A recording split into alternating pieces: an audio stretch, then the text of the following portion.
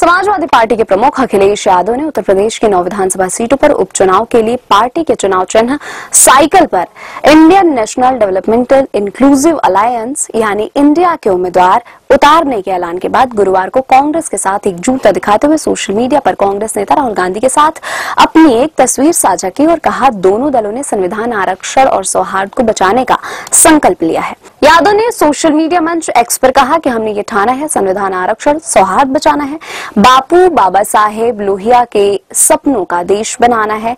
सपा प्रमुख ने लोकसभा में नेता प्रतिपक्ष राहुल गांधी के साथ अपनी एक तस्वीर साझा की है, जिसमें दोनों नेता एक दूसरे का हाथ उठाए एकजुटता प्रदर्शित कर रहे हैं। सपा अध्यक्ष अखिलेश यादव ने बुधवार को ऐलान किया था कि 13 नवंबर को होने वाले उपचुनाव में सभी 9 सीटों पर इंडिया के उम्मीदवार उनकी पार्टी के चुनाव चिन्ह साइकिल पर चुनाव लड़ेंगे। उन्होंने कहा था कि कांग्रेस और सपा एकजुट हैं और इंडिया उपचुनाव में जीत की नई इबारत लिखेगा।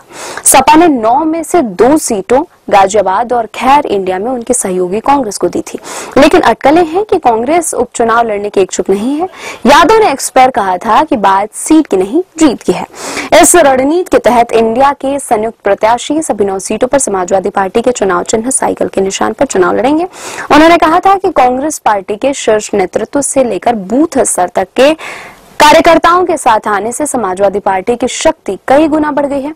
इस अभूतपूर्व सहयोग और समर्थन से सभी 9 विधानसभा सीटों पर इंडिया का एक-एक कार्यकर्ता जीत का संकल्प लेकर नई ऊर्जा से भर गया है। राज्य की 9 सीटों पर उपचुनाव के लिए मतदान 13 नवंबर को होने वाले हैं। मतों की गिनती 23 नवंबर को होगी।